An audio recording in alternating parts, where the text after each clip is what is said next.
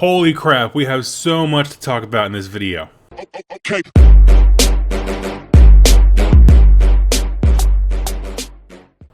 Welcome, Wargamers. My name is Doug with 2+ Tough, and if you're not familiar with it, today is Warhammer Fest, a big event that goes on in England when GW has chosen to show off a lot of the new things that are coming into AOS, Horus Heresy, 40k, specialist games, and we're going to kind of walk through them. I'm going to focus more on the stuff that has to do with AOS, giving little thoughts here and there to the other stuff, because there are some things that have caught my attention. But obviously this is an AOS kind of centric channel, and so we're going to really speak to those things. They also gave AOS, I think, the most love in this release. So let's jump into that. Before I begin, if you want to follow along with just what I'm doing hobby progress wise, I actually have a cool idea for 3-minute battle reports. Head over to Instagram. We're going to be doing some fun, unique things over there. So here is my Instagram. You can also find it in the show notes down below. So let's kick off, and we're going to head over to the community page. Now, I'm going to be using some cool new software that I got with the new PC from my patrons. So if things don't go quite right, bear with me, but I think we're going to have a lot of fun with this. Okay, so here we are on the Warhammer community page. Really the main posts we're going to focus on are these top two. And a lot of folks are going to skip this one, but it's of vital importance. This is one, I think the overarching theme for what they're going to be doing, just to kind of step back a little bit, with the releases that they've talked about, which we're going to get to, they want to define the mortal realms. I think the company as a whole has identified the fact that people love the old world because it has geography and places and maps and all kinds of cool, like, sociology kind of things. So this is kind of a rehashing of what they had before with the different realms, how they operate. They didn't include the video, which kind of gave you a great visual. I'm not quite sure why, and that's really what it is. It basically just talks about the fact that each one of them is sort of a disc world. They're all planes kind of interacting with one another. They go into a little bit of detail, like a primer, on what realm gates are and how they connect things, as well as this Eternal Battle section really just kind of sets up, hey, these are the factions, the Grand Alliances, and why they all want dominance, which is important, I think, very important, as well as a little prelude to what's going on with Malign Portents. You know, talk about Slanesh and all those guys stealing souls. It's a big deal. And just a little rehashing of the Grand Alliances. This is the kind of thing that when AOS was released, we saw it on the main website page, I think would have been incredibly beneficial to a lot of people, but I'm really thankful that they solidified that. So good job, G-dubs. And so now we're going to get into the meat and potatoes of this. So what I'm going to do is fast forward to the bottom. If you're not familiar with this, basically, this is a news ticker where they put stuff at the bottom. I mean, human little cursor right here at the bottom, and then every time they add a new story, it goes to the top. So the oldest stuff's at the bottom. So we're going to work our way in time for those of us who were not at Warhammer Fest, including myself. This is obviously Calm Before the Storm. This is the video we saw yesterday where it's a bunch of guys just kind of looking amazed at what's going on, it was funny. On my Instagram, you should go check it out. I did put what white people see when they find a new mild salsa. I thought it was funny. But anyway, kind of going in here, we're going to start at the top of this post and work our way down. The gates are open. So this is kind of a great piece of visual art for the new edition. And what I'm looking at when I see this picture is every business, right, really has core values when they go forward into a next financial year. Expanded narrative, refined gameplay, cinematic sorcery. Those are things they talked about in a video that we're going to watch a little later. So those to me are the keynotes of what they're trying to express this edition. I'm going to remember this because when I do reviews of the rules and things like that, it's going to be important that we look at this is their goal. And I really think that's the whole point. We see it throughout multiple times in this post, throughout the different blog entries. And so, do I think this is going to fix everything? It's going to be a perfectly balanced game? No, but I think they're going to nail these 3 things, and that's exactly what I'm excited for. Right off the gate, we see some pretty darn cool looking people. We have the Knight guy. Basically, this was a teaser to get you to come back later to look at the news blog thing. But obviously, it's a Stormcast with a robe, which is interesting, and then also a Nighthaunt dude. So we'll scroll up. There's more information there. So I'm not going to dwell too much on this. Like I said, we're going in time, so bear with me. This is a lot of information about the event. I'm going to pause here and just... Now, as I mentioned, as we're going through this, this is in chronological order, so we're seeing things as things get released. So they're actually teasing things for people who are clicking and refresh every minute on the page, and that's really important to know. So I wanted to pause and just kind of put that out there. So a lot of the stuff, like we just looked at those 2 models, they get completely spoiled later on, so just pairing with me. And this is cool stuff. Actually, this makes me really excited to one day go to Warhammer Fest. I got some cosplay going on. I love the quality of this little booklet, just to kind of like prime you into what's down at the event. Just some fun new stuff. I don't know. I really love the effort put into stuff. Now, at the top of this post, they have some incredibly interesting things. Blah, blah, blah, blah, blah. Going to the top. This is the big one where they did a lot of AOS stuff. Here we go. Saturday 12. Okay.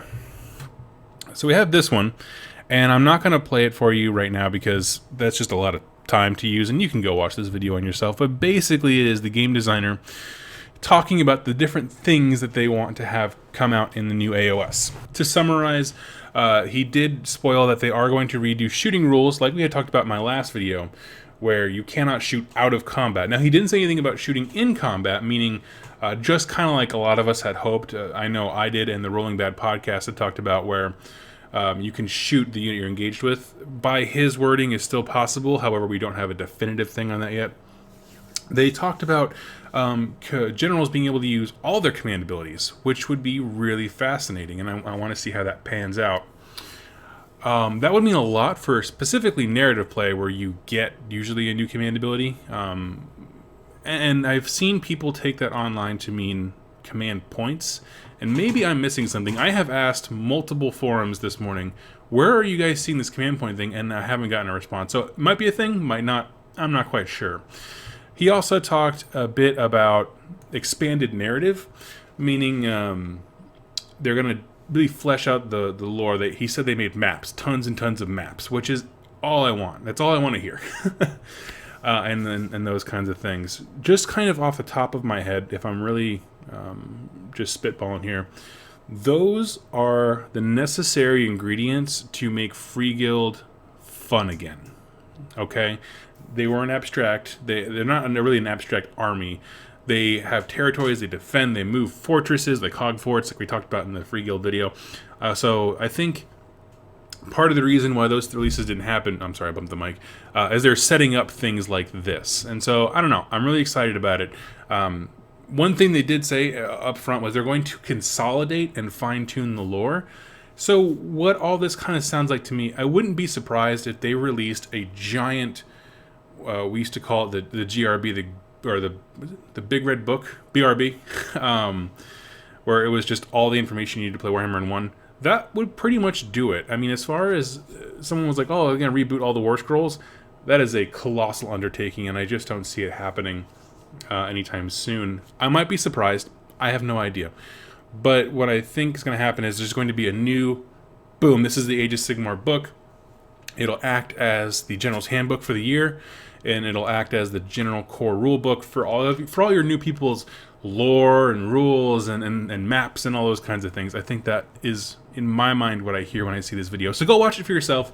Tell me what you think in the comments below, but let's dig back in. Okay, so that's that video. Scrolling down here, we have a beautiful piece of art, which I will show you henceforth. And this is Stormcast, those same kind of cool-looking Stormcast with the robes fighting, Nighthaunt led. It's interesting here, okay. Nighthaunt, obviously new models. We knew that they were kind of on the horizon with their last set of Teasers at Adepticon. But what's interesting is they're being led by Nagash.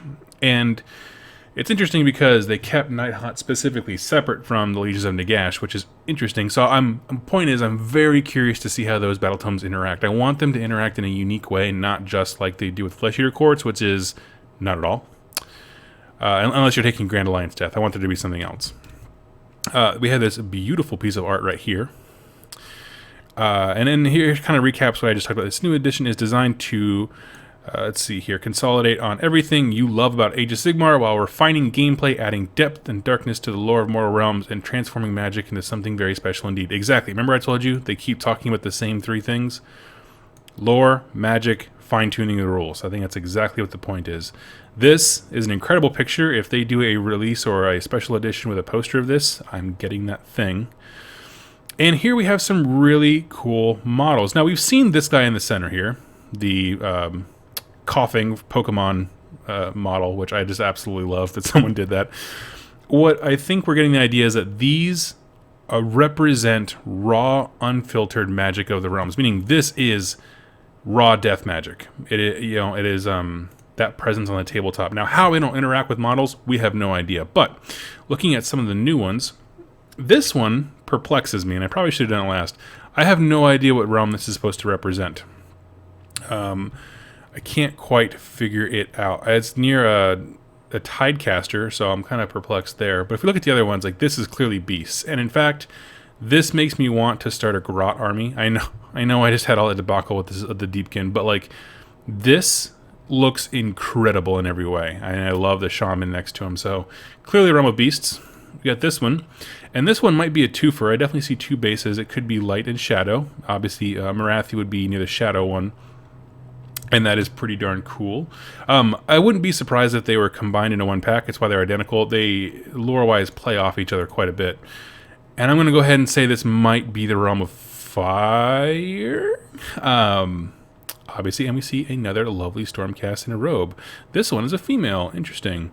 I'm curious as to what she's holding right there. It kind of looks like a glass vial or something. I'm not quite sure. But this is legit as a model. It just looks awesome. It kind of reminds me of something that was in War Machine a long time ago. They had these like soul tokens that were kind of that skull coming out of flames type thing.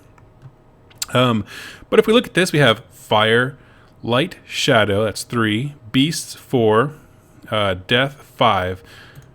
So what could this possibly be? Well, we have what? Metal, heavens, and I can't think of the last one. Oh, life. I guess.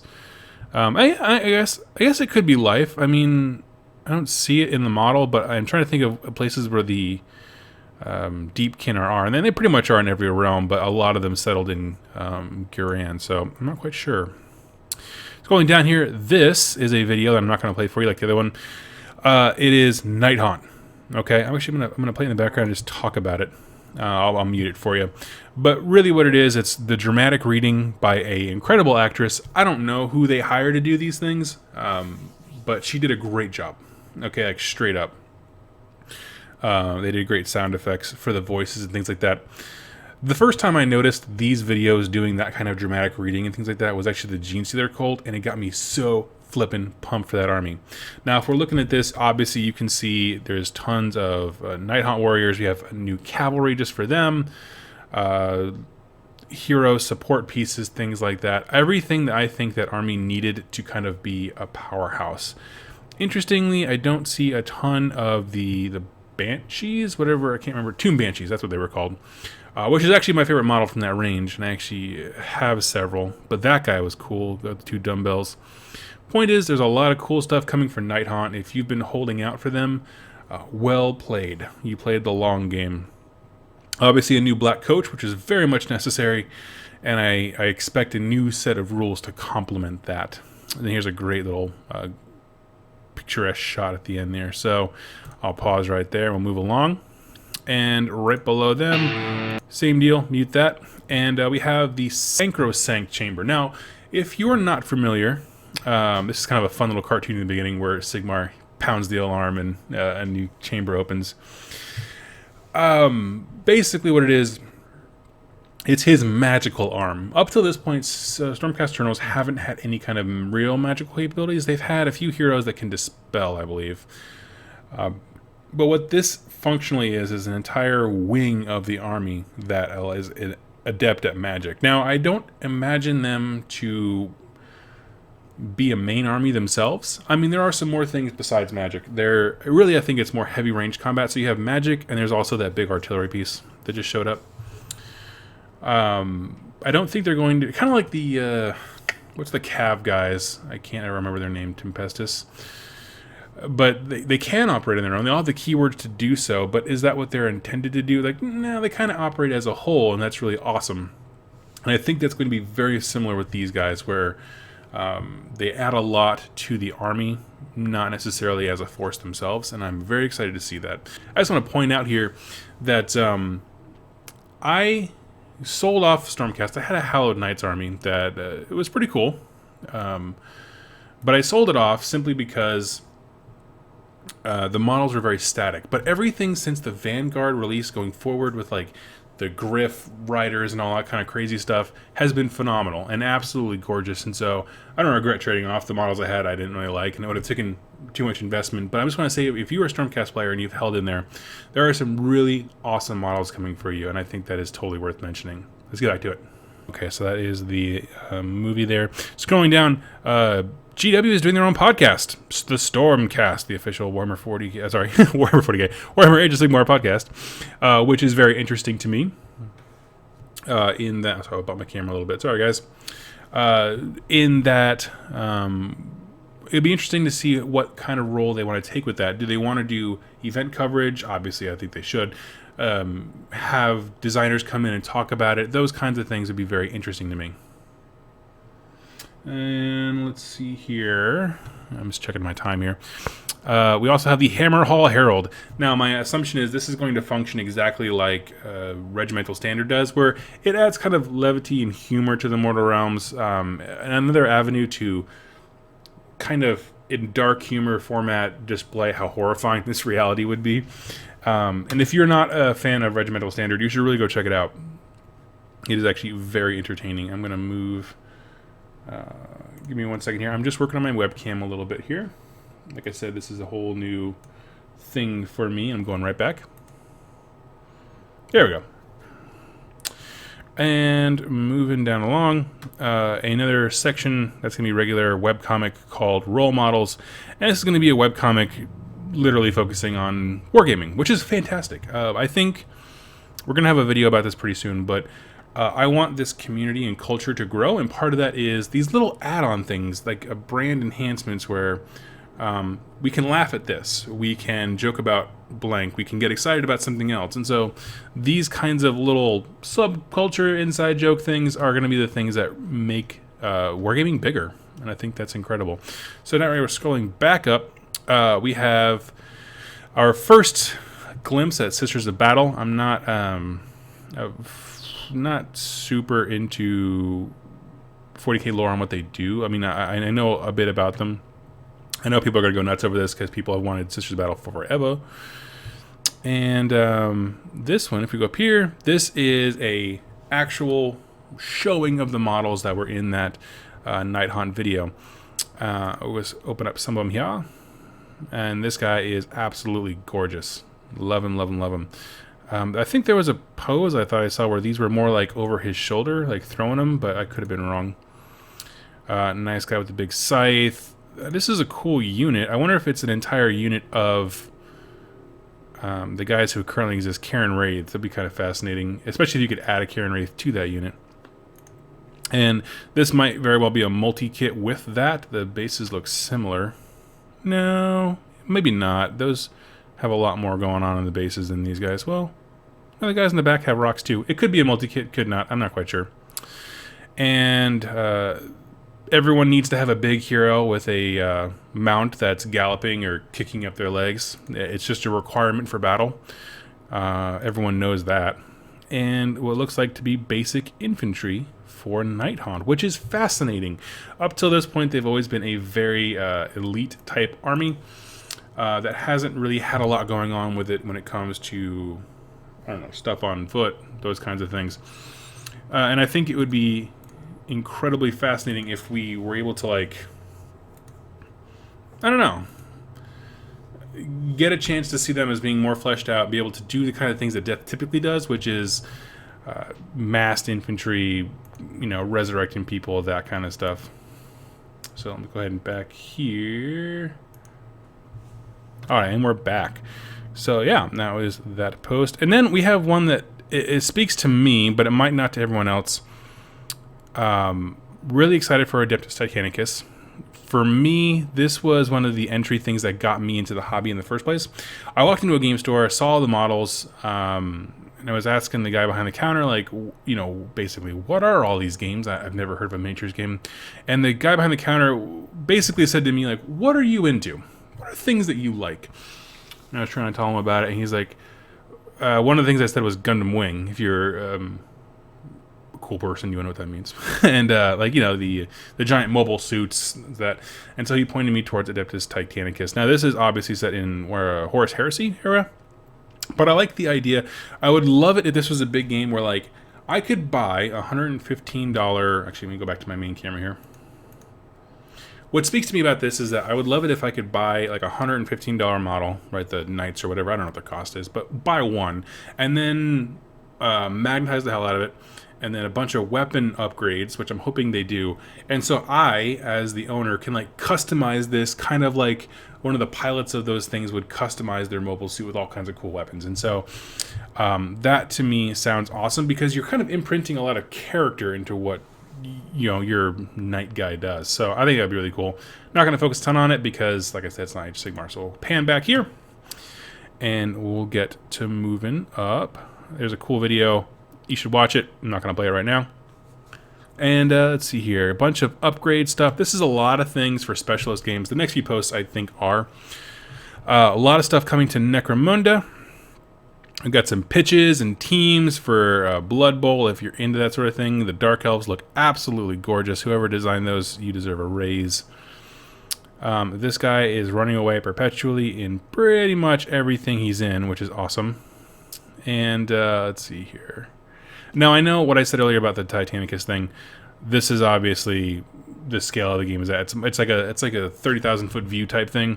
But I love the idea of being able to have one night and be able to do that kind of stuff. They did some previews for the new Horus Heresy book. As far as I know, it still uses the old edition rules for 40k. But Horus Heresy has always been better at those rules than 40k was. So that's not a big deal. New Necron thing, if you're into Necrons. Here, we see some cool things. This is their biggest model for AOS yet. This is a corn dude riding a giant dragon. Now, I'm sure that it will cost you your firstborn child. And that's okay, because they'll, grow up in the dungeons of GW and become the next Duncan. And that's a worthy sacrifice to get this model, because it is absolutely gorgeous. The only thing I'm confused about is that it doesn't have a base. And I don't really care about bases terribly much. I just think that the stress from having this here, if you try to pick it up the wrong way, there could be a lot of stress on this joint or on the legs. So I would probably put something underneath there, but I understand for the purposes of showing us, the public, what they did, why they wouldn't do that. Especially when they put it in a nice glass case like this and the reflection lets you see underneath the wings probably a little easier. So that is really great. Here's our guy for scale, our scale man. And that thing is just colossal. I mean, it's a thing of beauty. So God bless whoever buys that, because it's expensive and huge. And we get to a preview of the Sacrosanct Chamber, which actually I just kind of passed a little bit. As noted before, your mandatory guy on a mount that is bucking like a bronco. And we see here some more awesome ranged units. They look very much like Judicators, but with kind of modified weapons. I wonder if there's like well, those almost look like a mortar, doesn't it? And the thing said artillery, so maybe that's kind of their role. It might be a shorter range lobbing of a magic grenade. And this just looks amazing. I mean, that just straight up looks like a 40k heavy bolter inside of an artillery piece. There's your clip of ammunition, or, clip of lightning, I suppose. And up here, I know this is obviously a two-man crew. I'm curious as what the base size of this guy is. That's probably going to have a very large footprint. I know some of these, because I know they're more elite, I guess this is a big man unit. I was going to say, I wonder if that other one is like a three-man unit, like a special elite type unit. But it could be part of this larger one. I don't see those same sculpts here, so it could still be different. But either way, I wouldn't be surprised if these guys have a magic save of some kind, like a save after save, almost like Disgustingly Resilient, or could do a unit-based psychic ability, kind of like Pink Horrors, where the unit does that. And just so you know, that's my favorite thing in AOS, and 40k actually too. I love when units do magic. Got a whole bunch of Lord of the Rings stuff. I'm going to breeze past it, and that brings us to the top. And so we are up to date on everything. So I'm going to pan back to my camera, and we're just going to chat about these things a little bit. So sorry about the camera being in a weird place for a portion of the video. I'm still learning the software and how it looks when it's all compiled at the end there. But what I will say is this has been a huge day of news and releases, and it's not over yet, as far as I know. I'm not quite sure what the time change is and what they do in the evenings over at Warhammer Fest, but you should keep coming back to this page and checking it out. Things that I walked away from, I'll do the non-40k stuff first. We were all kind of wondering as a community, and when I say as a community, I mean everyone who plays a GW game, what the role of specialist games was going to be like. And we knew they hired someone for it, but we didn't know what form that was going to take. And the amount of support for things like Necromunda, now Adeptus Titanicus, and Blood Bowl, I think are the biggest ones. It's staggering, okay? What I want to see is that same level of support for the new kill team coming out. And this is why we were talking in our group about the new kill team that they announced at Adepticon, because you have Necromunda, kill team, and then they just yesterday released that teaser for the Rogue Trader kill team thing. And maybe those play into the main kill team. We don't know anything about it. What I want is them to basically consolidate and pick some small skirmish games and really support them, because in the last year or two we've seen the Necromunda-ish from in the last edition, where you could use everyone. I can't remember what it's called now. Whatever they released it with all the AdMech terrain and then immediately stopped caring about it, which is really annoying. You know what I mean? And then skirmish kind of got a rocky start because it wasn't really a complete thing. I really hope they bring that back. So those kinds of things where it's like, just pick a skirmish game. I want to invest in it, and I want to know that you're going to support it. So that's what I'd like to see from that. Titanicus is going to be something that I'm in on. I would love to play it. I really want to be able to do deep customization on units and things like that. I know there's multiple units. I know I said before, like, the idea mentally of having a single model and then customizing the heck out of it is not what the game's about, but it's something that I think would be really cool to add so much personality to it, something like a knight. And then moving into AOS, like I said, there's a lot of stuff that got teased. I'll kind of go in order as they come to me. The models that are the embodiments of realm magic, I love the models. I think that they accurately depict what they're trying to represent. I'm so curious to know how they're going to function on the battlefield, and it just makes me so excited for what's coming. If you have ever played the game, this is going to be way left field for some of y'all, Yu-Gi-Oh! In Yu-Gi-Oh! You can put down like a terrain card, and it affects rules. Like if you put down one that's an ocean, all water creatures get bonuses, attacks, or whatever. You know, something ridiculous like that. So I wonder if it's be something like that, where you include that in your army, but every one of your magic users and whatever other rules gets a bonus from that. But it takes a piece of your army to do that. Now that would be incredible, because if you think of something, for example, like the Beasts one, right? As of right now, Moonclan Grots and things like that don't have any kind of rules. I mean, like, we call them battle tomes. I almost said battalions, battle tomes. But if you could say, okay, I'm going to deduct a certain number of points from my army, buy this thing, and then that gives me some specific rules for my destruction army and lets me do cool things and enables me to have fun in other ways, that's a win. And that, when we were talking about malign portents in my last video about AOS 2.0, that's what we needed. We need some mechanism for these armies that don't have battle tomes yet, because there's so many of them, to be able to do fun, creative, new things. And so obviously books can only be released so fast, and I want them to take their time on them.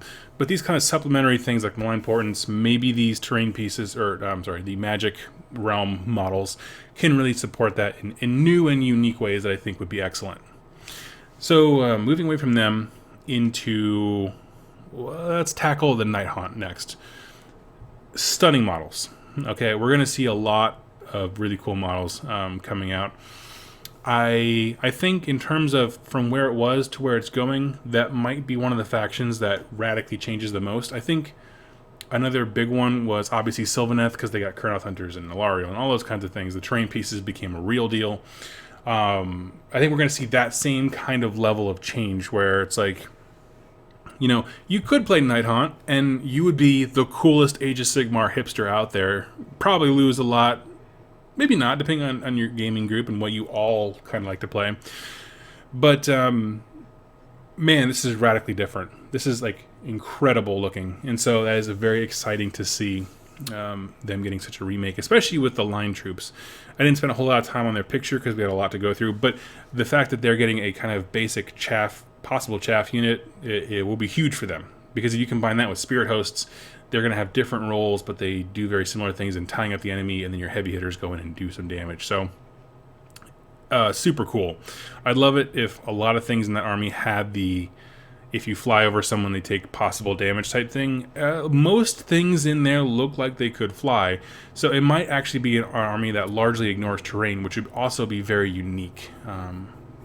You figure one of the Deepkin enclaves was all about ignoring terrain, except for the purposes of going over enemies. But that would be wholly unique for an army to be like, no, I don't care what the battlefield looks like, I'm just going to go. Moving into the Stormcast Sacrosanct Chamber.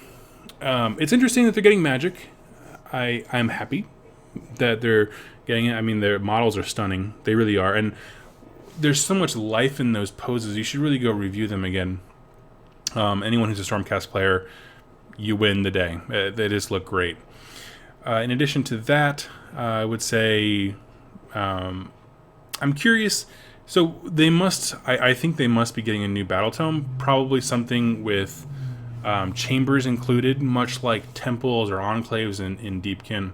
One of my gripes with the Stormcast book has been that the only way you can unlock true chamber rules is by building these ridiculous battalions. I mean, they're just ridiculous. Like, when I had my Stormcast army, I wanted to play Hallowed Knights. I painted them like Hallowed Knights. I love those guys in the book. But to build that battalion was 1,250 points minimum before you ever did anything characterful. And that's just because it's two really large War Scroll battalions put into one, and they have to pay for the mega one, and then you got some very mediocre rules. Whereas I think they've learned, okay, what if we just give people nominal rules and just have a lot of fun and let people be flavorful that way? So I wouldn't be surprised if we got a Stormcast battle tome that got rid of a lot of the battalions and moved them to being, you just choose your chamber and get some bonus rules, and that included, but not limited to, the Sacrosanct Chamber. And that would all be very awesome. So that's kind of my prediction. I don't really like predictions, but that's what I do. That's what I just did. So very cool stuff there. Now, try to think of, the last big thing is kind of the rules change. And first off, we got some things that we definitely wanted. It seems like the shooting thing is going to be worked on quite a bit. I'm very happy about that. The lore being consolidated and redefined, or not redefined, but consolidated and clarified, is going to be huge for new gamers. I'm happy to see that. Like, I love the fact that I have been able to provide for the community in terms of lore for a long time. A lot of folks say, I hated this game until I saw someone actually talking about it, and I'm so glad that I could do that. But you know what would really help this channel is if people could learn this on their own, and that's, a rising tide raises all ships. I'm going to have to do more lore coverage and more stuff like that. Some of the stuff I did might be invalidated. I'm so happy for that. I don't care. I'll delete the video. I don't care at all. What I want is a healthier community with people who are excited about the setting. And so I think that is what we're going to be getting. The next thing is they kind of double down on flavorful magic. Now, I think that does tie into the models that represent the magic of the realms. I wouldn't be surprised if they came out with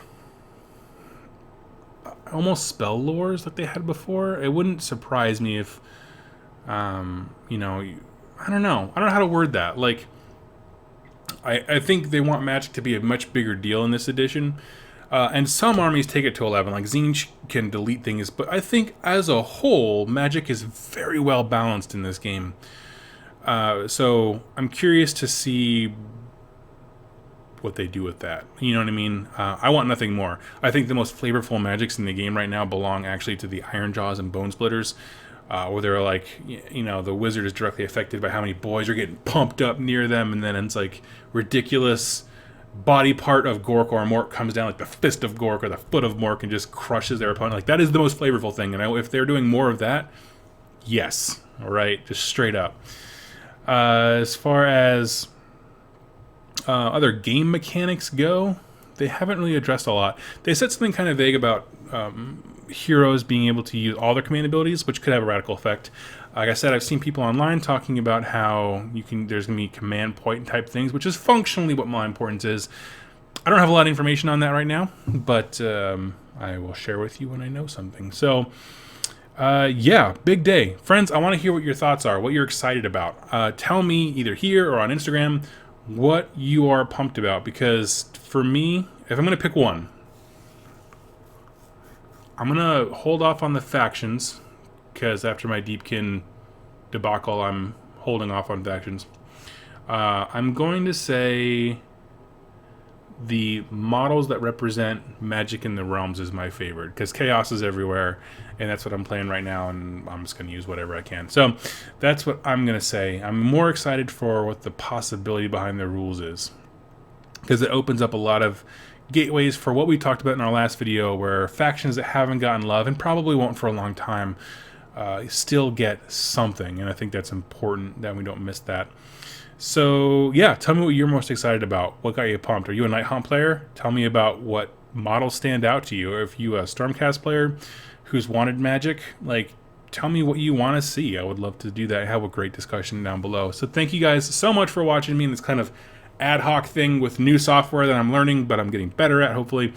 If I can improve this in any way, let me know. And we'll see you on the next, not while you're reforging, I guess this is just kind of a one-off thing. I'll see you on Monday. Hey friends, I hope you enjoyed that video, and I want to introduce you to some awesome folks. These are my patrons over on Patreon, and they make this show possible by their direct support of me to buy battle tomes and Black Library books and all the material I need and the hardware support that I need to make this stuff possible. And if you'd like to join them, go ahead and click over to the Patreon page, to the link in the description down below, and you'll be introduced to a really awesome community of people talking about the hobby, sharing what they're painting. I invite them to be part of polls to decide what content comes next. I raffle off every battle tome that I review, and we're having some great fun and discussions over there. So go ahead and check it out. Now, if you can't support in that way, that's completely fine. I'm just so glad that you watched this video here today. And if you have an Age of Sigmar lore question, go ahead and click subscribe and leave it in the comments down below. I read every single question and comment. I respond to as many as I possibly can, but I use them all as inspiration for future videos. So go ahead and do that now. And I look forward to seeing you guys on my next Age of Sigmar lore video. Thank you so much for watching, and happy wargaming.